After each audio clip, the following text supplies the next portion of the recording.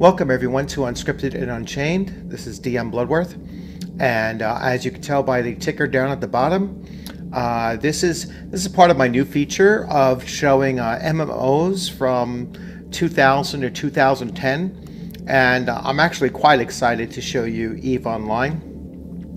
EvE Online you can currently play free online through Steam or through its own separate client. EvE Online came out around 2003. I didn't start playing it right away. A friend of mine was playing it. He was actually a beta and then later an alpha tester. And this really goes way back to the beginnings of MMOs. And at the time when he was first talking about the game, I was very much influenced by a lot of the chatter about the game. I mean, they were calling it spreadsheets online, and there was really quite a lot of negative chatter about the game when it was in either alpha or beta at the time, and so I didn't jump right into it in the beginning. I started playing it around, if I recall correctly, around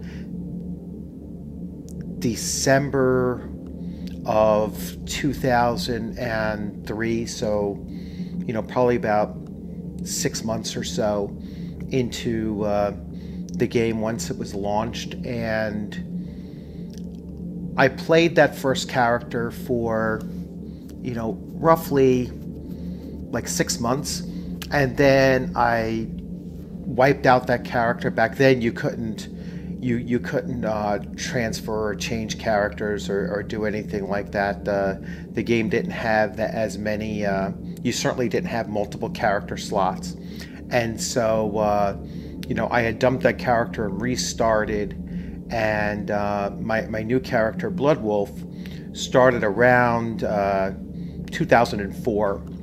And I played with that character for very consistently. When I say consistently, I'm talking about an hour or two every single day, and then multiple hours on the weekends, from Friday to Sunday. And I played that character consistent for a little over 10 years. And and I will get a chance to switch over and show you, that character. Now, I stopped playing EvE probably around its 12th anniversary. I believe it's up to its 15th anniversary now. And, so I played it on and off between years 10 and 12. And then I dropped it. I went back to it very briefly, I'd say about 2 years ago, just to, play around with another new character. And once again, I'll be able to tell when I get there and show you. But what I'm going to do for the purposes of this video is I'm going to show you what a brand new player would see if they're jumping into the game right now. So I'm going to switch, and please excuse my my coughing, my asthma's kicking in, or allergies or whatever. But I will switch views and switch to a game mode so that you can see that. And I'm going to show you right from the start. So now this is one of the opening scenes or screens, and you can select your empire. And so the empires are the Caldari. And the Caldari are, just so you know, like each race, or really they're all sub-races of human. Each race has a different set of ships and gunnery or weapon systems that they're most attuned to. So Caldari are focused more on missiles and rockets. Galente are focused more on hybrid weapons. The Minotaur are focused on projectile weapons, so like true guns and artillery and stuff. And the Ammar are laser weapons, and so their ships tend to be, they don't have the cost of ammunition, but their ships are very energy consuming, and so you have to bulk up their ships on, with energy conservation and reserves and energy systems, generating systems. So I'm going to switch. I'm going to go with Minotaur. So, and they show you the ships of the Empire. So their battleship is a Tempest. Their their frigate, here they're showing you a probe. The Mammoth is their industrial ships. The Reaper is their corvette. I am going to continue with this, and let's see. I'm not too familiar with this, this new interface. So, Minotaur Republic, MR. All right, I'm gonna enlist with the Minotaur. And so you can select your characters. They have different types of. So there's another sub race of Minotaur, and you have the Vercourier, however you say that. The Sebistor, which they tend to be a little bit more, engineering types. These are, as they're saying, are the most diverse individuals of the Republic. And then the Brutor, which are renowned for their, their discipline and fighting and such. So I tend to go with Brutor.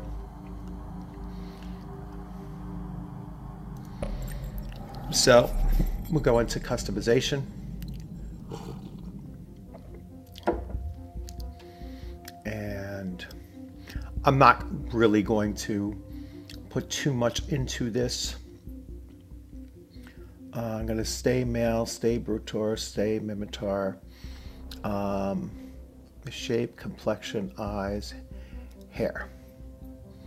So you can select different hairstyles.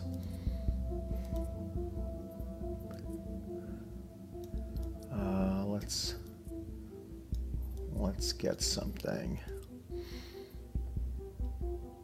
As you can see, they're an African American race, and kind of bizarrely, I guess, back in in 2001, 2002, when they were developing the game,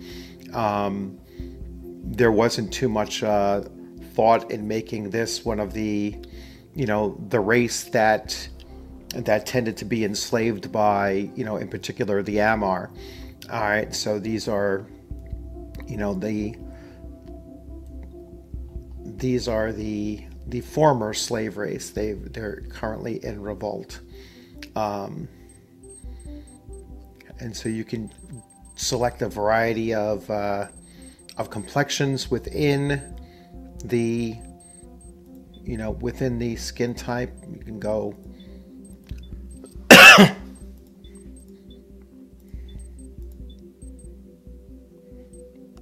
We'll go with this. Skin and detail. Their clothes. And you can now see, we'll go to body. The top, bottom, feet. Okay. Now there's a lot of customization you can do with. You can actually change. If you can notice what I'm doing with his eyebrows, you can change and almost the look. Cock one eyebrow up, one down, so he's kind of giving you the Lieutenant Spock look, kind of angry looking guy. And go to next. Now here you can adjust. Let's You can adjust his body around, and oh, there we go. I want to turn his head.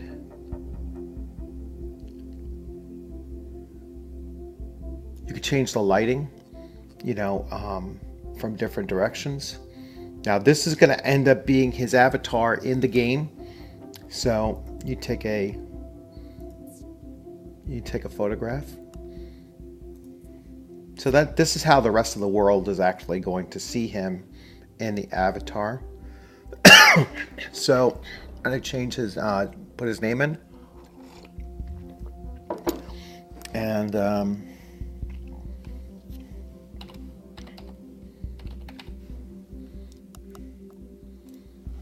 his name will be Reefer, and then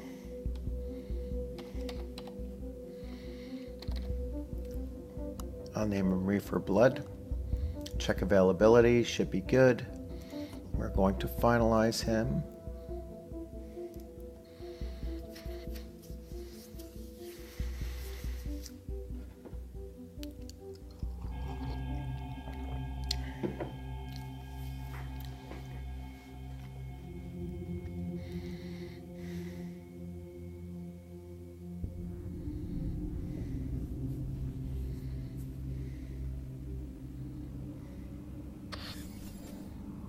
Calling any convoy Talon Alpha 5 survivors. Come in, all survivors. Tracking an active training corvette. What is your status? Recruit, wake up and respond. Damn it! Recruit, do you remember anything from the attack? Did you see the drifter swarm warp in and gut your fleet? Feel panic and fear as ships burned all around you? I imagine you remember at least that. Well, keep a lid on that for now. Recruit, my name is Fleet Commander Vidari, and from this point on, you will consider me your commanding officer. Now, we need to figure this situation out. I'm lifting your training restrictions and giving you access to your ship's onboard AI. This is Aura, a powerful ally. She'll help you get your ship moving. Greetings, Captain. I am Aura. I will assist you in commanding your vessel and navigating New Eden. My core logic library has been proven to increase the odds of survival by several orders of magnitude. But I am only capable of advising you. You must make decisions for yourself. Simulations have proven that situational awareness is key to survival. I will now demonstrate how to become aware and alert.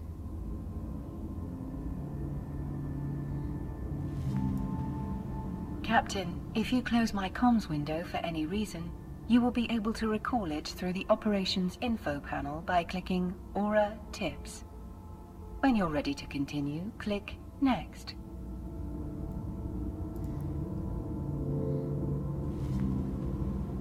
To orbit the view around your ship, hold down the left mouse button. To zoom in or out, scroll your mouse wheel up or down. Let's test basic navigation functions. To start your ship moving, double-click your mouse's left button anywhere in empty space.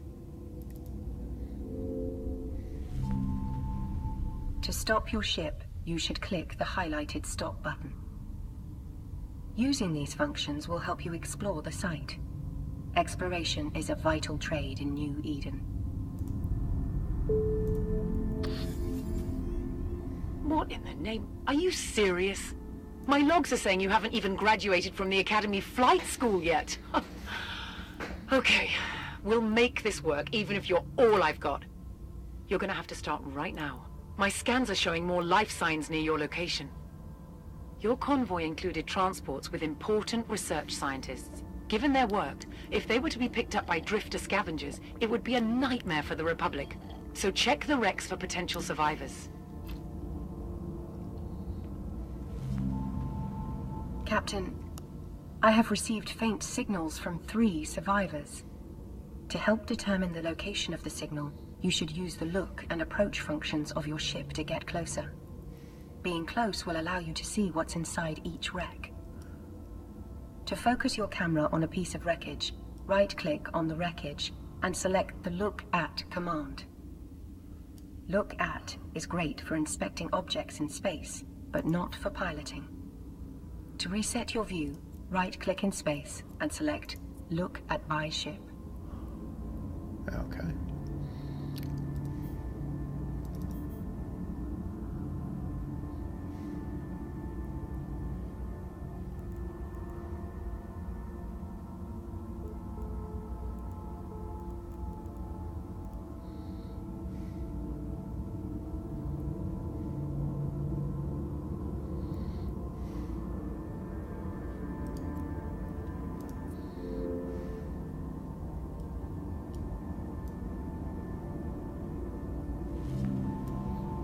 Next, right-click on the wreckage and select the Approach command. We need to get close to the wreckage to extract the survivors, but remember to stop your ship when you are beside the wreckage.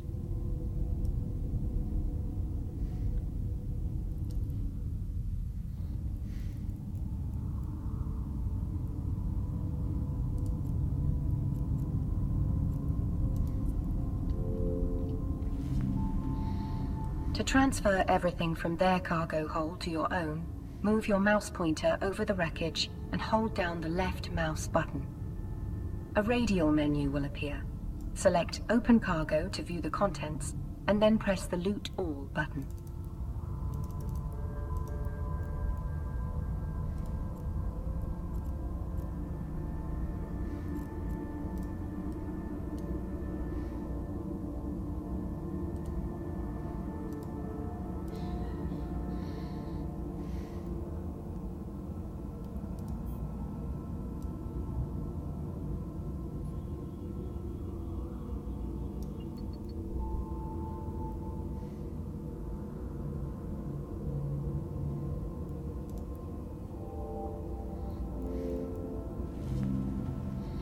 After you have clicked the Loot All button, you should close the inventory window using the X in the corner.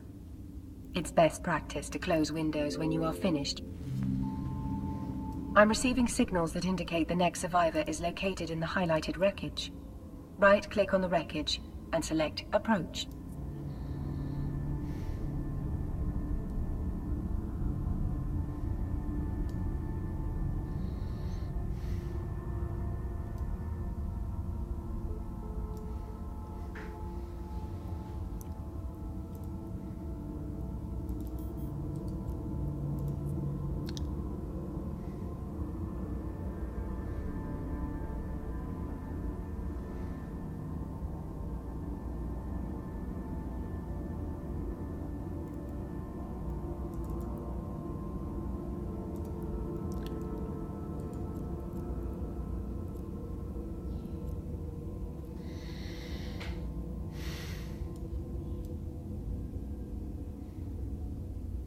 I could have sworn I did this one already, but let's see, Approach.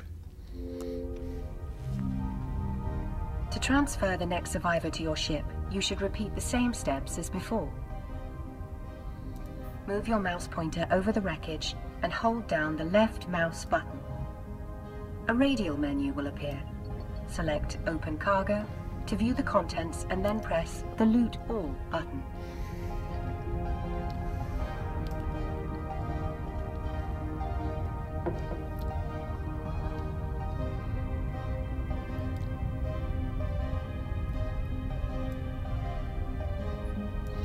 Once you get within range, it'll automatically open up when you do loot cargo. And then we just hit all. It should really stop. Well. Excellent, Captain. My scanners indicate one more survivor. Approach the highlighted wreckage.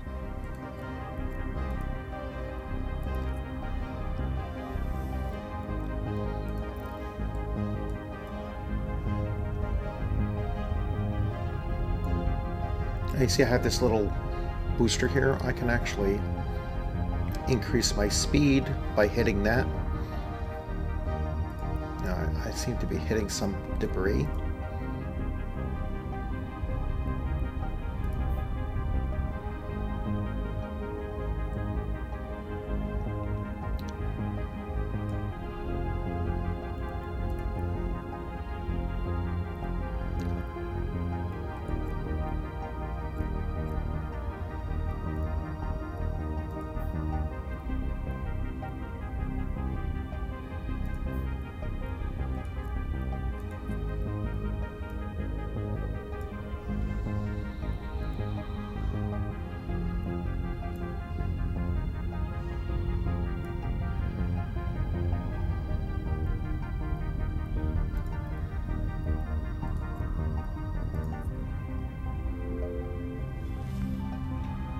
You should now transfer the last survivors to your ship.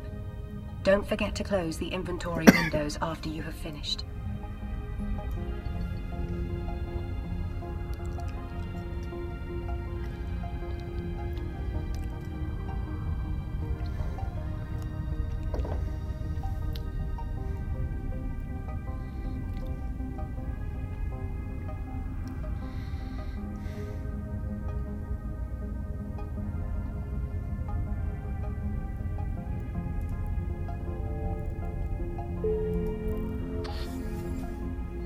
Captain, I am Professor Tannen from the Sisters of EvE research team. Thank you for saving my life. The attack was complete carnage. Thousands were killed.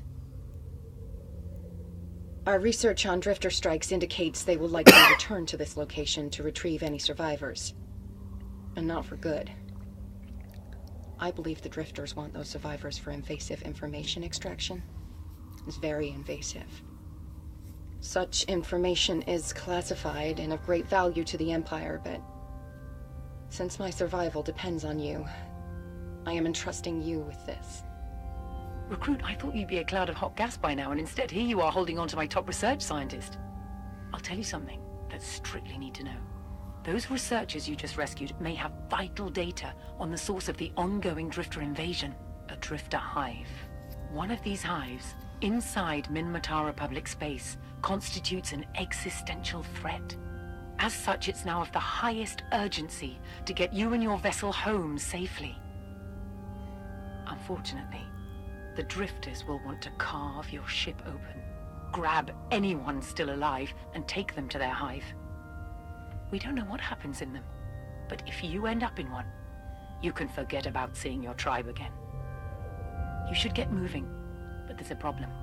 You probably didn't realize the drifters have deployed some kind of warp bubble around your location. That stops you from warping away. Fortunately, they're not magicians, and the field generator is close by. Locate it, destroy it, and get the hell out of there. Captain, in your ship's overview, you can see what your ship's scanners are picking up around you. Find your warp disruption generator in the ship's overview. Then hold down the left mouse button on the generator and click Approach on the radial menu.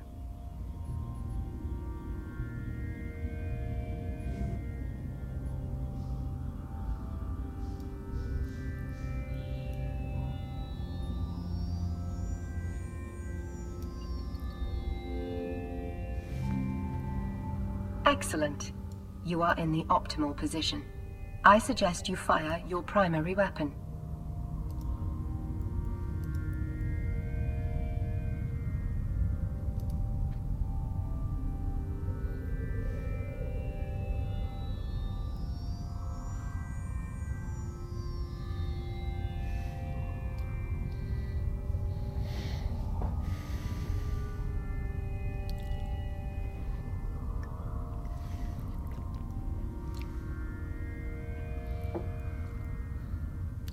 As you can see, it's clicked. Once I get within 5,000 meters, that's when I'll open fire on it.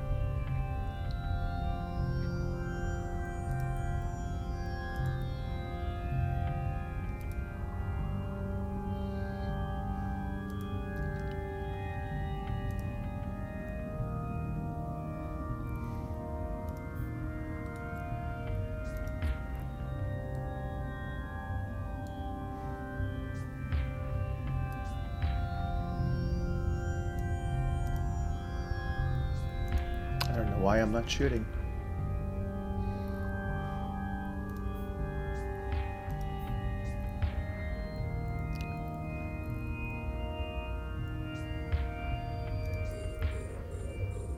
Ah, there we go.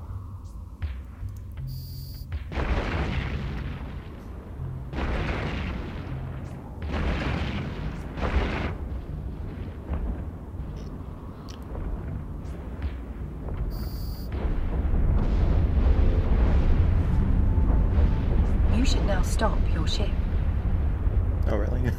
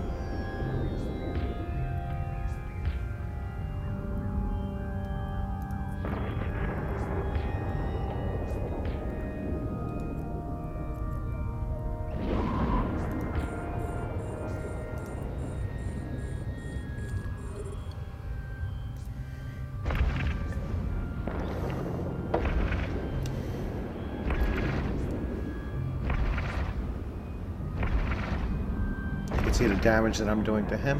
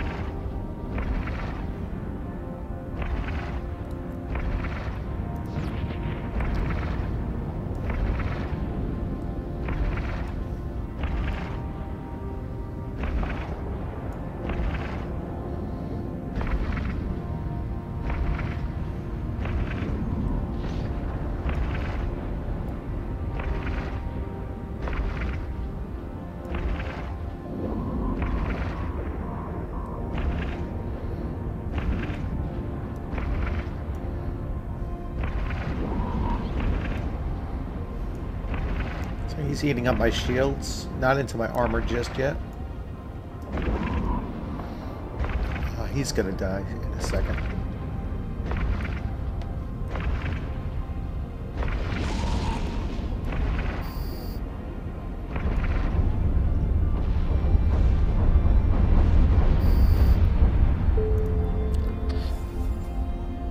That's one thorn in our side removed, but it's not over yet.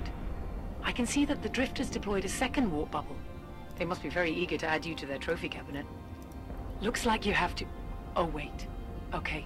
You'll have to pause that, recruit. You're about to get a chance to prove you have a place with us, defending the tribes. You have a Drifter Seeker on grid, just dropped out of warp, and you need to take it out. Aura, our recruit needs a crash course on gunnery. They're no use to me dead.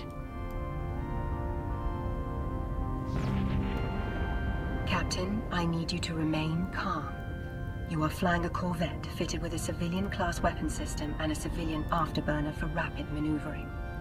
This gives you a significant chance of success when pitted against a single Seeker. Just like with the generator, locate the Circadian Seeker on your overview and select Approach from the radial menu.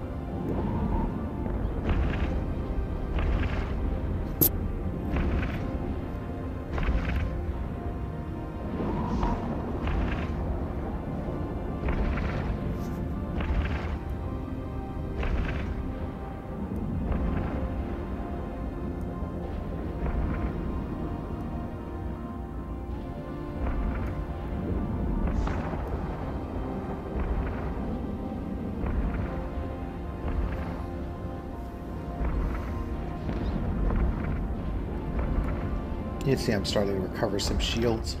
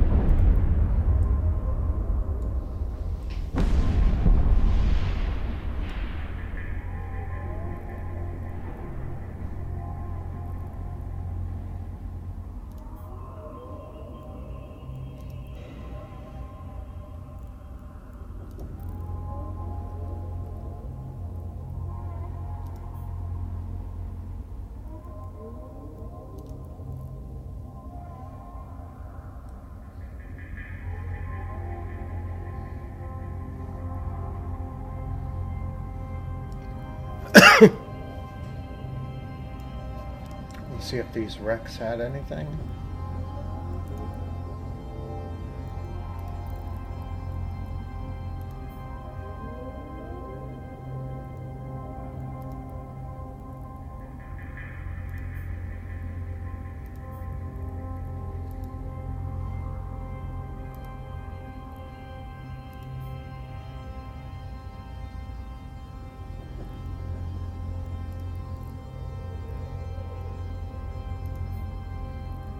Let's move on to this backup.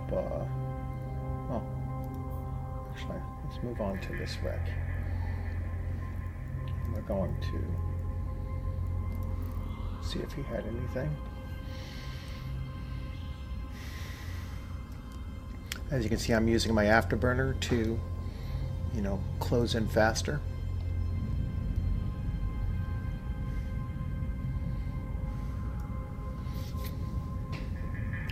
Now the screen is not optimized for, really seeing everything. And now we'll look for the backup warp generator, and we're going to approach that.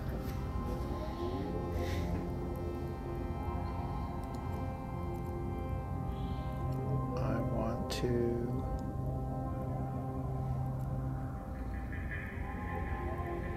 want to keep it at a 2,500 meter range, because that's within my weapon range. It's about 35 kilometers away.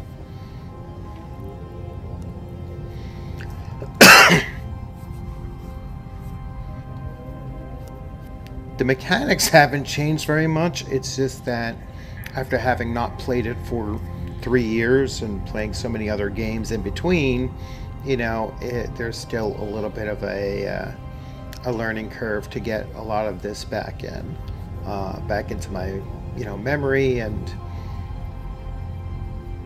also I used a lot of hotkeys for various things, like instantly going to warp and such. So it's going to take some time to get reaccustomed to playing the game.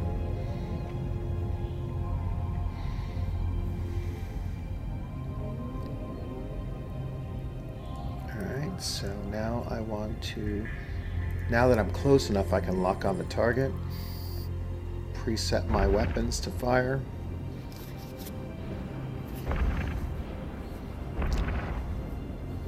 So now I'm going to orbit within my optimal range.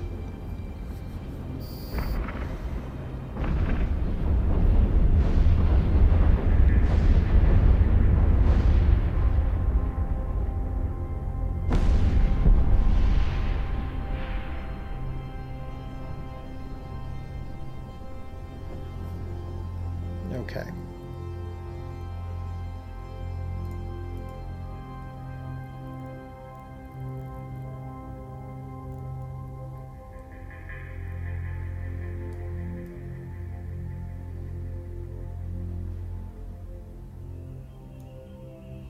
Now, that's a lot of seekers, drifters out there, so I'm not going to mess with that.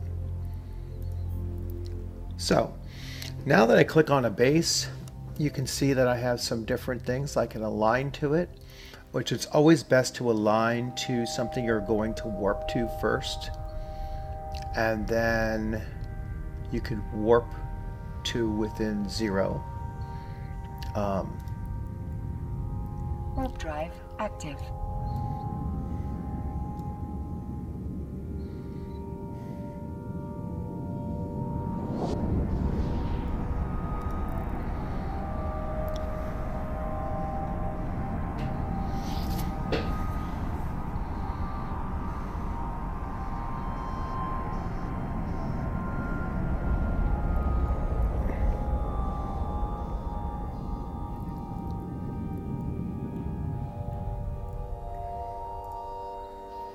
And now I can hit dock. Docking permission requested. Docking request accepted.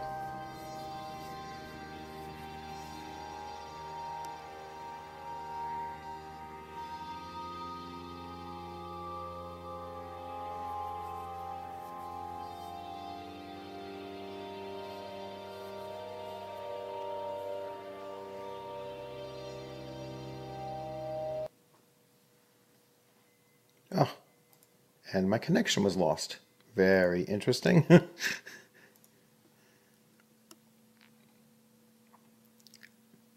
I lost my internet connection, so at least I got through that and got to docking. I don't know why I suddenly lost my internet connection.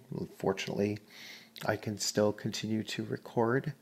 So anyway, I hope you enjoyed that, and very bad timing for an internet connection loss. We'll see what's going on with that. But anyhow, all right, so once again, I'm going to continue doing some of these videos. I've been, searching. So I've already done Anarchy Online. This was EvE. The next in line that I was able to download for free on Steam. It's free to play. Is Rhizome, which I've never actually played. That came out in 2004, and after that will be World of Warcraft, which I've actually already done videos on. So Rhizome, I'm looking forward to, and I'll probably run that. I'll run that video sometime next week, and I'll try to do these, one per week, and and that way I think I was going to look at about 13 different games, and although some of them I've already done videos on, so probably over the next 10 weeks or so I'll be doing these once every Saturday. So once again, thank you for joining. If this is your first time watching the channel, please feel free to select subscribe and hit the bell icon. I believe you have to hit it twice now in order for you to get alerts as to when I put up new videos. I tend to do about two videos per week. Usually on the weekends, and several different features. So I'll be doing these, and then I'll be posting any game sessions that we run during the weekends. I'm pretty sure I'll be running a game session of Mifrog this evening. Just have to tighten up that adventure a little bit. So once again, happy weekend and happy gaming, and I look forward to your comments or any suggestions that you have on the YouTube channel. You all have a good one.